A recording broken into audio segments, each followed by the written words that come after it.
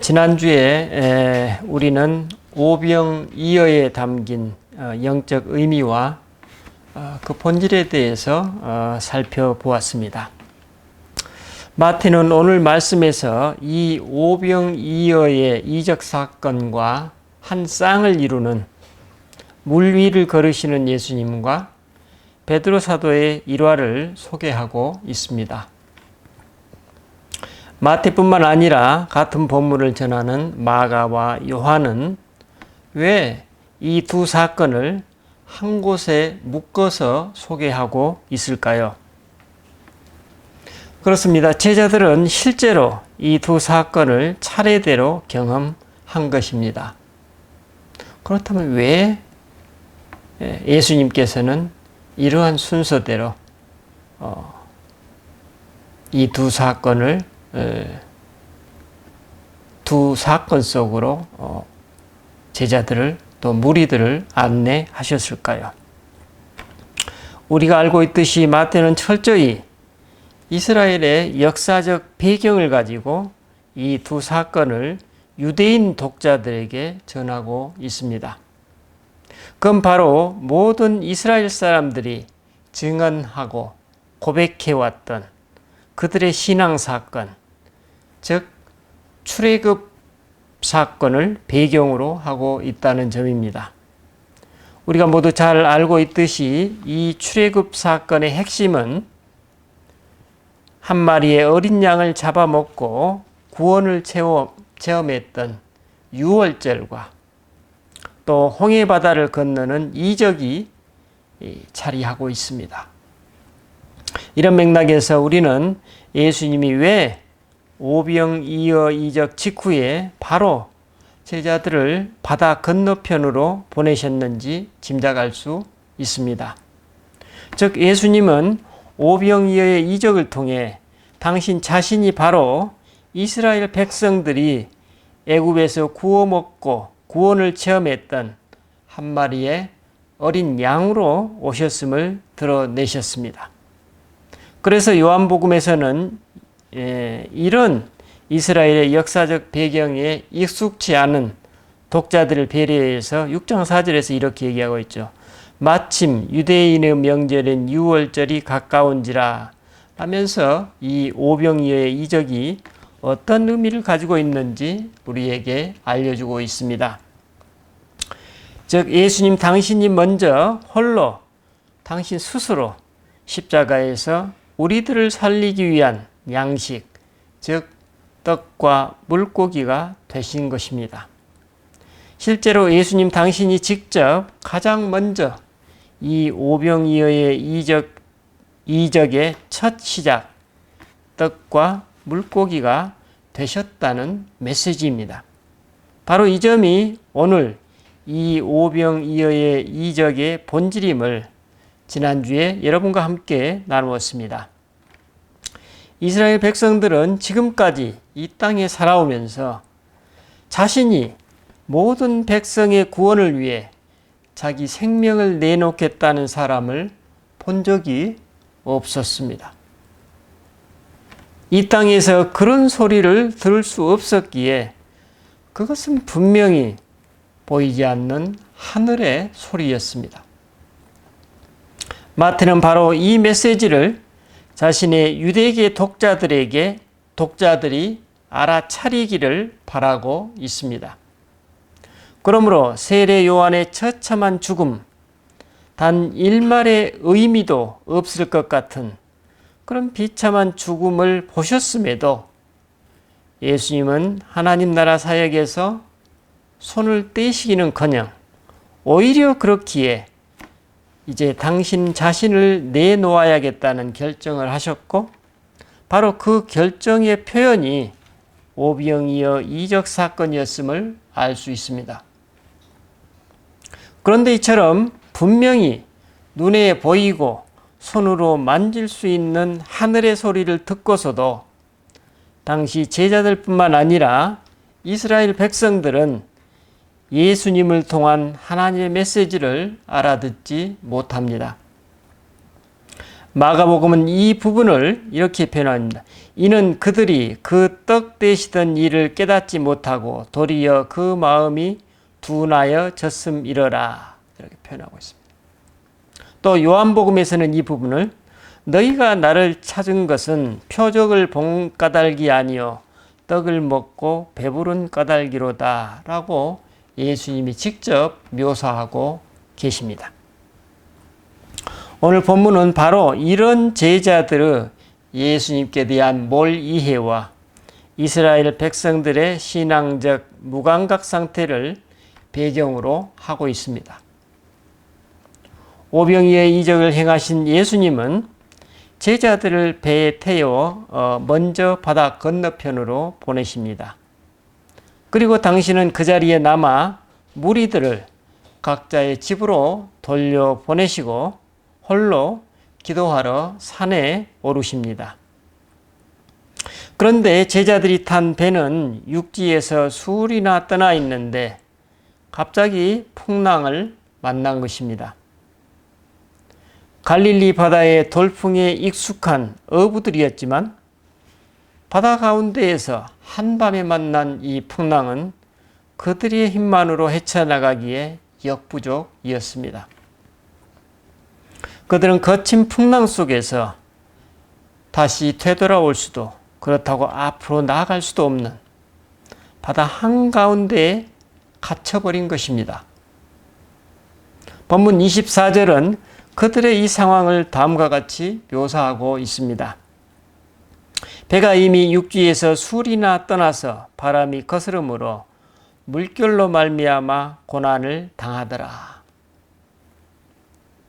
그런데 본문 전후 관계를 고려했을 때 제자들이 경험했을 이런 공포의 시간이 밤 사경, 즉 요즘 같은 새벽 3시에서 6시경이었다는 것은 그들이 얼마나 오랫동안 그 두려움과 공포에 시달렸는지 짐작할 수 있습니다. 그들이 오병이의 현장에서 만약 늦은 저녁 식사를 마치고 당시에는 아마 저녁 식사가 없었을 수도 있습니다. 하루에 2끼 정도 고대사이라면 먹었을 것입니다. 그래서 오늘 본문에 보면 저물매 그랬어요. 저물매. 그 말은 뭡니까? 그 전에 예수님께서 그 무리들과 오병이의 떡과 떡과 물고기를 나누시고 난 후에를 얘기하고 있습니다. 그래서 아마도 오늘날로 치자면 밤 9시나 10시경에 최소한 늦어도 출발했겠죠. 평소 같으면 1시간 반 내지 2시간 정도면 바다 건너편으로 도달했을 텐데 그들은 새벽녘이 다 되도록 바다 한가운데에서 사투를 벌이고 있었던 것입니다. 짐작컨대 그들이 바다 한가운데에서 풍랑을 만났을 것으로 추정하면 제자들이 파도와 사투를 벌였던 시간은 최소한 3시간에서 4시간 혹은 그 이상임을 알 수 있습니다. 아마도 그들 모두는 두려움과 공포로 거의 탈진 상태였을 것입니다. 바로 이때 예수님이 바다 위를 걸어서 그들에게 다가오십니다. 제자들은 맨정신으로는 이해할 수 없는 이 광경의 유령이다 라며 자신도 모르게 소스라칩니다. 놀란 그들에게 예수님은 즉시 안심하라, 나니 두려워하지 말라고 말씀하십니다.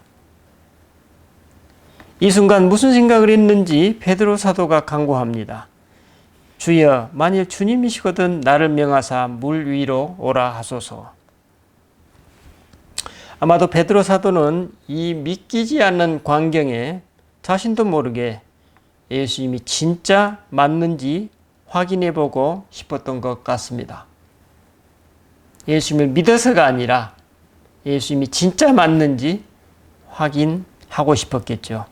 그런데 뜻밖에도 자신들의 눈에 유령 같은 그분이 즉시 오라고 말씀하십니다. 참으로 얼떨결에 베드로 사도는 배에서 내려 물 위를 걷습니다. 그리고 예수님을 향합니다. 그런데 물 위를 걷는 자신을 알아차리는 순간 그는 자기 자신을 의심합니다. 자기 자신을 의심하니 저만치 물 위에 서 계시는 저분도 평소 자신이 알던 그 예수님이 아니라 예수님의 모습으로 빙의된 유령으로 보였을 것입니다. 그에게는 이미 믿음이 사라져버린 것입니다. 순식간에 깊고 차가운 공포심이 그의 내면을 파고든 것입니다. 자연 질서의 순리를 벗어나 있는 자신을 알아차리자 그의 영혼 깊숙한 곳에 자리 잡고 있던 어쩌면 그 조상들로부터 유전되어 온 태고 쪽의 원시적, 원초적 두려움이 건드려진 것입니다. 그는 그 초자연적 현상을 감당할 수 없었던 것입니다. 그래서 그는 휘몰아치는 광풍 소리와 배를 집어삼킬 것 같은 파도에 안전히 압도되고 맙니다. 그가 소리 지릅니다. 살려주십시오. 주여 나를 구원하소서. 가장 깊은 두려움 속에서 터져나오는 가장 원초적인 아우성입니다. 이에 즉시 예수님이 손을 내밀어 그의 손을 붙잡아 주시고 말씀하십니다. 믿음이 작은 자여 왜 의심하였습니까? 그리고 함께 배에 오르자 바람이 그쳤습니다. 이에 배에 있던 나머지 제자들이 예수님께 엎드려 말합니다.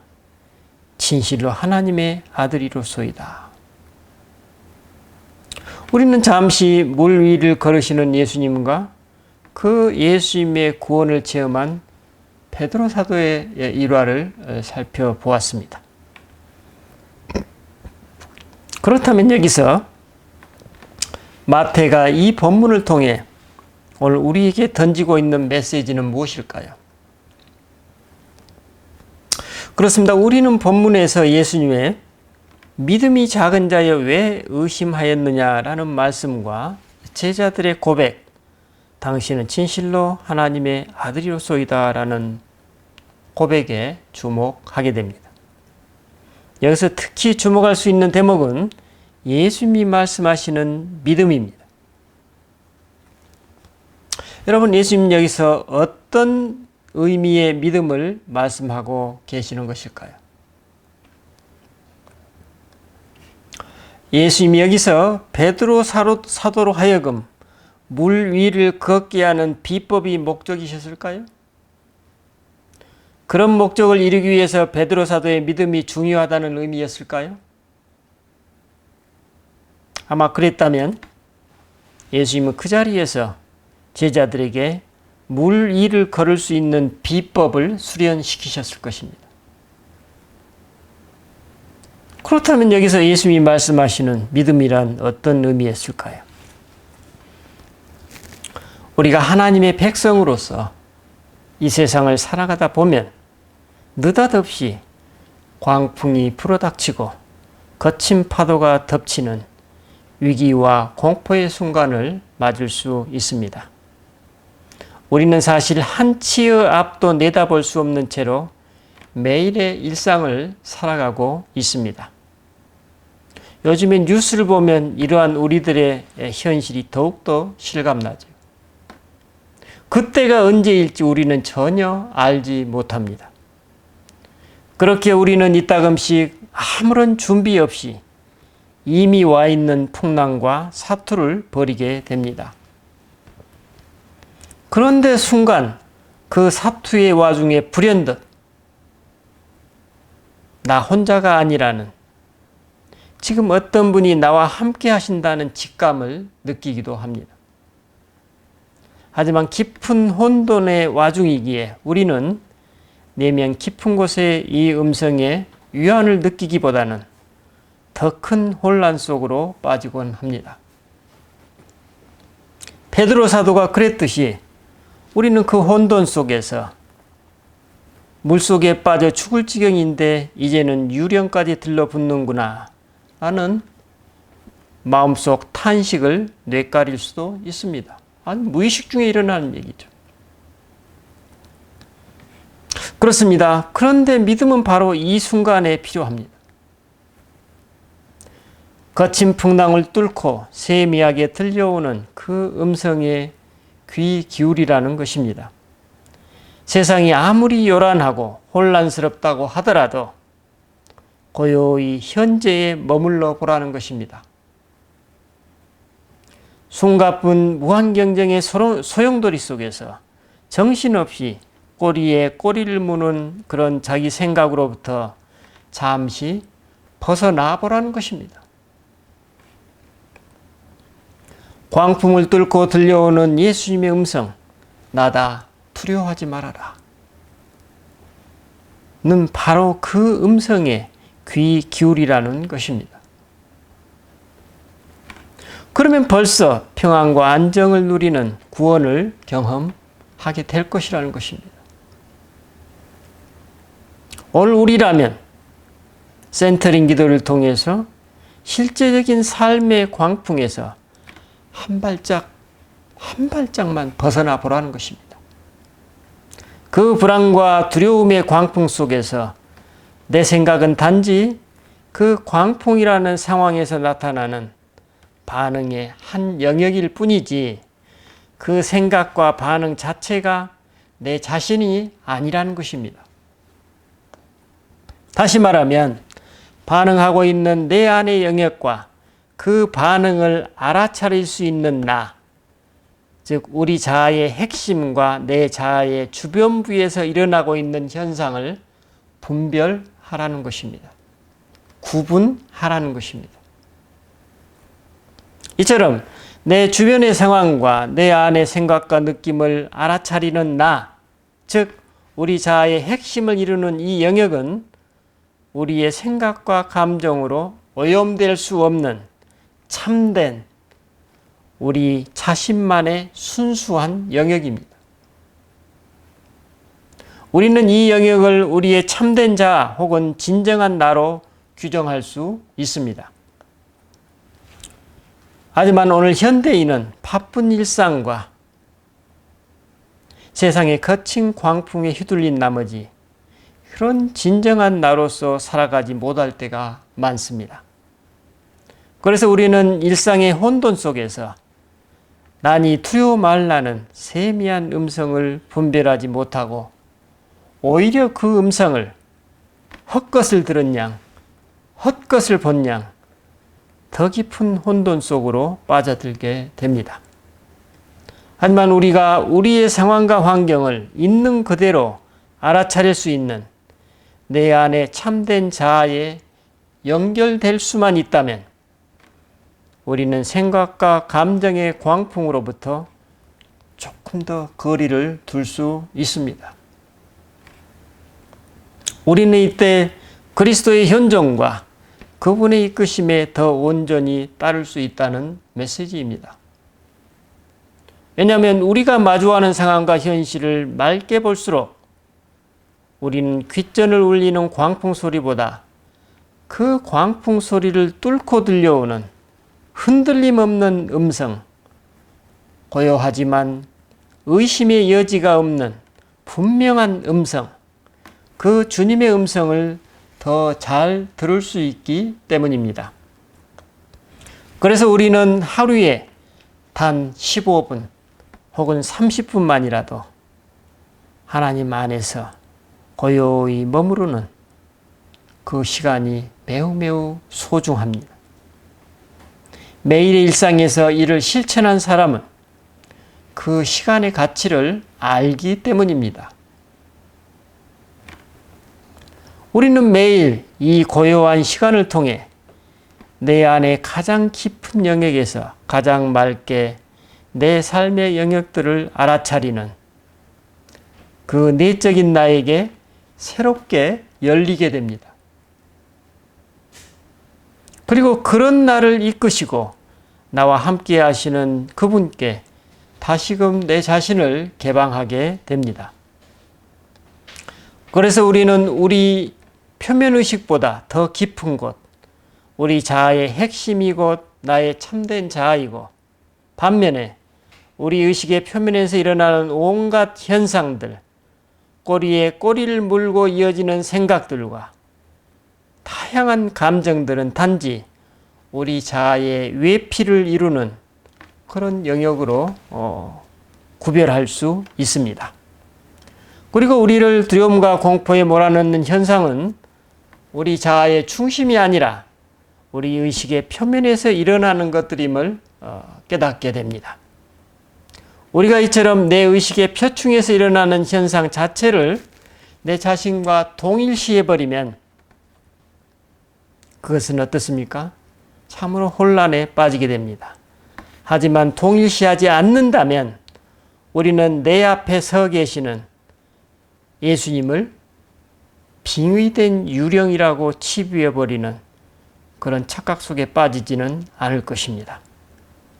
그래서 우리가 늘 내 안의 깊은 곳, 참된 자아와 연결되지 않으면 우리는 의식의 표층에서 일어나는 생각과 감정들을 해서 거리를 둘 수 없고, 연결되면 어떤 거리를 둘 수 있고, 마침내 그것을 그냥 자연스럽게 받아들일 수 있고 바라볼 수 있습니다. 그것에 휘둘리지 않는 것입니다. 여러분, 우리는 생각과 감정들을 틀어 막을 수는 없습니다. 우리가 살아있기 때문에. 하지만 그것에 초연해질 수는 있다는 것입니다. 그것이 우리들의 내적인 평화와 안정입니다. 그리고 혹여 잠깐 그런 생각이나 감정에 휘둘린다 할지라도 그런 내 자신을 알아차리고 이 상황에서 내 생각과 감정들이 이렇게 반응하는구나 라며 그냥 흘려보내시면 됩니다. 우리가 이처럼 잘 수련이 되면 우리는 그 어떠한 광풍에도 쉽게 손상될 수 없고, 그래서 우리는 주저없이 그리스도께 주님 살려주십시오, 그 믿음의 목소리로 구원을 요청할 수 있습니다. 방금 전 베드로처럼 살려달라는 혼미한 가운데 그런 목소리가 아니라 신뢰 가운데 주님 살려주십시오 라고 요청할 수 있는 것입니다. 이것이 바로 예수님이 우리에게 바라시는 믿음이라고 볼 수 있습니다. 이 믿음 안에서 하나님의 자녀라는 내 자신의 참된 정체성이 드러나게 됩니다. 그렇지만 우리는 그 정체성 안에서 오늘 본문의 제자들처럼 그리스도의 영광과 동시에 삶의 공포가 함께 공존하는 인간적 실존을 살아가게 됩니다. 적어도 이 땅에서는 그렇습니다. 그건 어쩔 수 없습니다. 지난주에 오병이어 이적이 나의 한 끼를 우리 이웃들과 나누는 것이 우리 신앙인의 소명이라면 오늘 물 위를 걸으시는 예수님과 베드로 사도의 모습은 믿음의 삶이 과연 무엇인지 보여주는 사례라고 볼 수 있습니다. 말씀을 정리합니다. 신앙인이라고 해서 영광의 그리스도만 경험하는 것이 아니라는 것입니다. 바다의 전문가들이었던 제자들이 노를 잡고 사력을 다해도 바람을 거스를 수 없었듯이 우리는 때로 내가 가장 자신 있는 영역에서도 공포와 두려움에 압도되는 우리의 무기력을 마주할 때가 있다는 것입니다. 특별히 삶의 경쟁에 내몰리고 있는 현대인들에게 더 그렇습니다. 심지어는 잠깐만 생각해도 금방 답이 나오는 문제를 몇 날 며칠을 고뇌하고 심사숙고해도 답이 보이지 않을 때가 있습니다. 생각이 부족해서가 아니라 생각이 너무 많은 것입니다.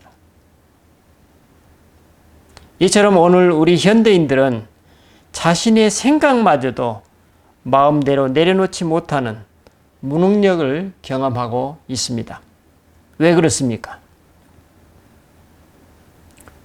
자신의 깊은 내면에 귀를 기울이는데 익숙치 않은 것입니다. 다시 말하면 어떻게 하면 자기 안에서 일어나는 광풍, 즉 생각과 감정들을 내려놓을 수 있는지 잘 알지 못하는 것입니다.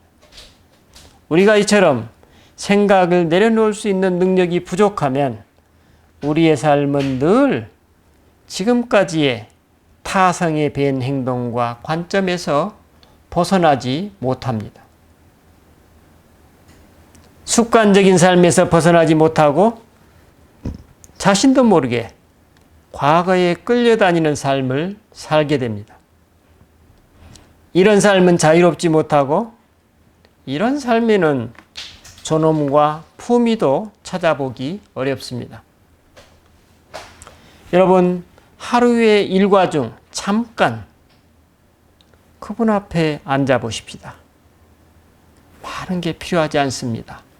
이 단순하고 간단한 시간이 얼마나 소중하고 절실한 것인지는 실제 실천하는 사람만이 누릴 수 있는 하나님 자녀로서의 특권입니다. 우리가 이런 단순한 내적 삶에 익숙해지면 이제는 보다 더 큰 영역에서 드러나는 우리들의 무기력과 무능력이 보이기 시작할 것입니다. 우리가 몸담고 살아가는 이 세상에서 상식적인 일들이 말도 안 되는 이유로 가로막혀 있는 모습들, 정말 해결되어야 할 중요한 일들이 무심결에 그냥 당연한 것으로 치부되는 현상들에 눈뜨게 될 것입니다. 우리의 무기력과 무능력에 대한 어느 신학자의 탄식입니다. 이렇게 얘기해요. 전쟁에 대비할 가공할 무기들은 발명해내지만 평화를 만들어내는 기구를 만들어내지 못하는 우리들의 무능력. 인간을 달나라까지 데려갈 의지는 충만하지만 굶주린 이들에게 식량을 가져가지 못하는 우리들의 무능력.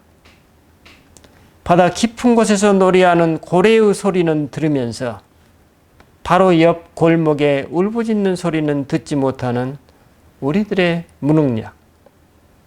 공동체라고 외치고 가르치면서도 정작 그 공동체 안에서는 철저한 이해타산이 관철되는 우리들의 무기력과 무능력입니다. 왜 이런 말도 안 되는 현상이 당연시되고 일상화되었을까요? 그렇습니다. 내 안의 불안과 두려움을 직면할 용기와 그런 기회를 갖지 못한 것입니다. 모든 문제의 시작은 바로 나로부터 시작되고 모든 문제 해결은 바로 나로부터 출발합니다. 우리는 참으로 일상에서 내적 고요에 차분히 머물지 못한 것입니다. 여러분, 오늘 내 자신부터 새롭게 출발해 보도록 하십시다. 바로 이것이 뭡니까? 오늘 우리에게 믿음과 믿음의 삶이 아니겠습니까?